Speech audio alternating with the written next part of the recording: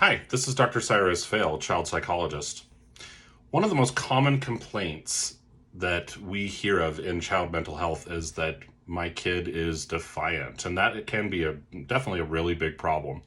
It can be really stressful for the adults and stressful for the kiddo.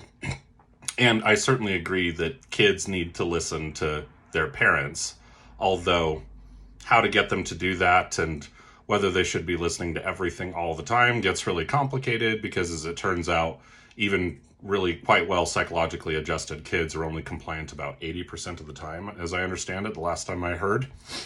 Bottom line, though, is that defiance is a understandably common complaint that parents give us, mental health professionals who work with kids. And very commonly, the kind of instant conclusion that you'll hear from folks, including even our allies in the community, like medical staff and teachers and things like that, is, well, that must mean that your kid has oppositional defiant disorder. Now, that's certainly a possibility if you've got a kid who's really defiant, but it turns out to be really a lot more complicated than that. So defiance basically means that you've got a kiddo who, for whatever reason, isn't really keeping it together enough in order to trust and listen to the adults in their life. This is a really complicated matter. It takes a lot. It takes trust. It takes emotion regulation. It takes the ability to kind of hold perspective and things like that in order to listen sometimes. For us adults, you could think of it this way. So let's suppose that you really wanted something like a sudden day off or something like that, and that's something you need to get your boss's permission for. If your boss is inclined to say no for whatever reason, that would probably stress you out. It would frustrate you, and there would be some sense of like, well, am I not good enough for you to give me what I want, for you to offer me this day off because I'm asking for it? If you already had a strained relationship with your boss, that could push things over the edge.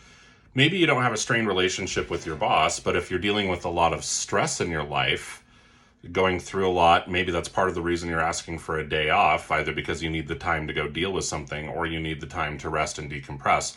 Bottom line is you're saying, this is what I want, and your boss comes in and says no. And it's very easy for us adults to lose track of how much power we have with kids. Being a parent is basically to have almost absolute power over a child, and I'm not saying that should not be the case. I'm not too sure how else we would do it. Bottom line, though, is it's easy to lose track of that. So if you've got a defiant kid, it could be for any number of reasons. So to be more specific about, DSM stuff and diagnoses and things like that, I have encountered in the thousands and thousands of kids and families that I've worked with, I've encountered defiance in many, probably the overwhelming majority of the kids that I have worked with, spanning a range of issues.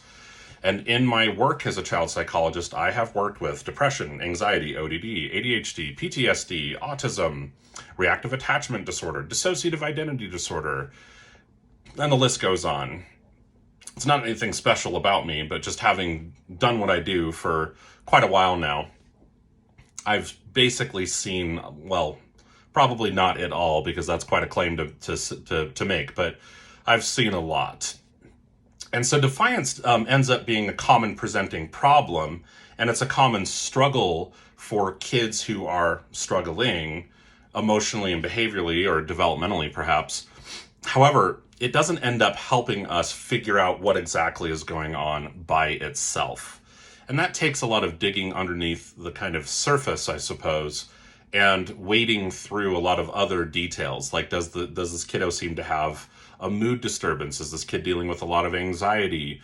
Is this kiddo have some trauma going on? Does this kiddo have ADHD? So to offer a couple of quick examples of how different kind of causes can kind of lead to that same problem behavior, which is to say defiance, let's talk about, say, ADHD versus depression in a kid. So regarding ADHD, yes, kids with ADHD can be classically defiant. However, generally speaking, what you're looking at is a kiddo whose defiance doesn't exactly feel like they're really fundamentally fighting adults on every little thing, in my experience.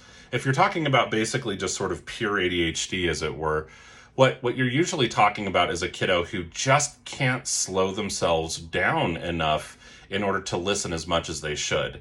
Their levels of energy regulation, being able to regulate their bodies, their impulse control isn't so good, and their ability to sit down with themselves and say, okay, so the last time I was in this situation and I had this impulse and I took this action and then I got this consequence, that didn't feel so good.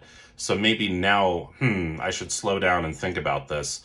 Generally speaking, kids and adults, by the way, with ADHD will struggle with that and will tend to just have this kind of impulse action consequence thing that just happens very quickly. So that kind of defiance will feel sort of different. And in some sense, it's defiance. In another sense, it's more like impulsivity. But still, you might have a kid who, with ADHD, who also is a little bit angry or argumentative just because there's this element of like, look, I just can't do this. And a kiddo starts to get frustrated, and we get frustrated just because very commonly what's hard about ADHD in kids is that we adults struggle to adjust our expectations appropriately with kids with ADHD. And I can certainly unpack that in a lot more detail in another video if folks would like. So let me know down in the comments below if that sounds interesting. Let's talk about defiant kid scenario number 2, which is a depressed kid. And you might come back and say, what kind of a depressed kid is going to struggle with defiance? How would that be related at all? Isn't that just ODD? Well, think if you were feeling really sad all the time and you really lacked energy. Many kids, especially boys and men and male-identifying kids, will experience depression with a lot of frustration and anger and are a lot more prone to acting out rather than internalizing, which is to say, turning it in on yourself. So that's something to think about all on its own. So if you were struggling with a lot of sadness and you didn't feel good about yourself, you weren't feeling good about life, you could end up being just kind of overly passive and things like that.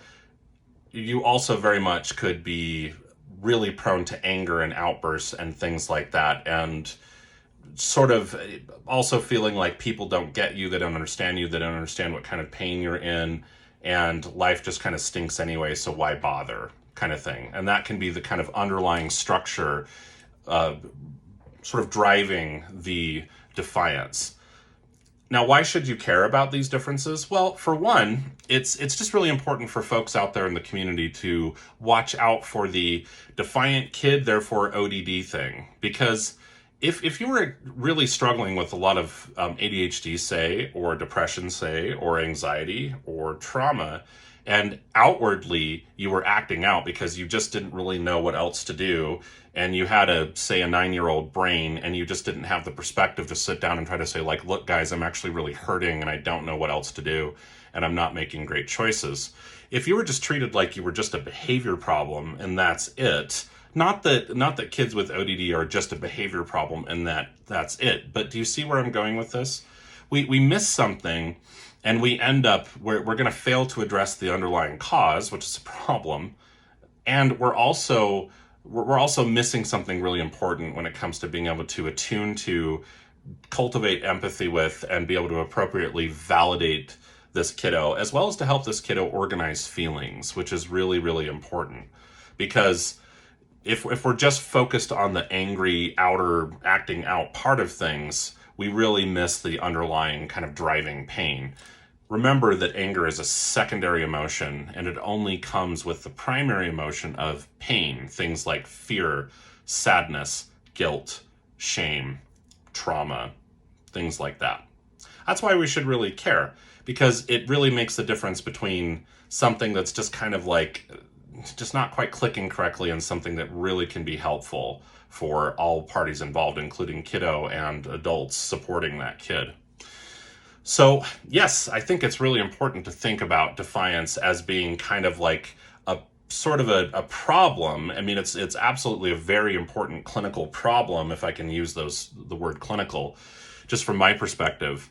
as a child psychologist, it's a very, very important problem. I'm not ignoring it. I'm not trying to say it's no big deal. I'm just saying it's not particularly going to point you in one direction or another by itself diagnostically. It certainly does not automatically point to ODD, say, oppositional defiant disorder.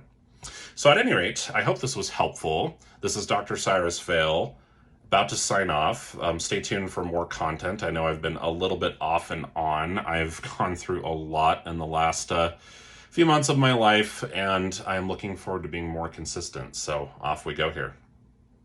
Take care.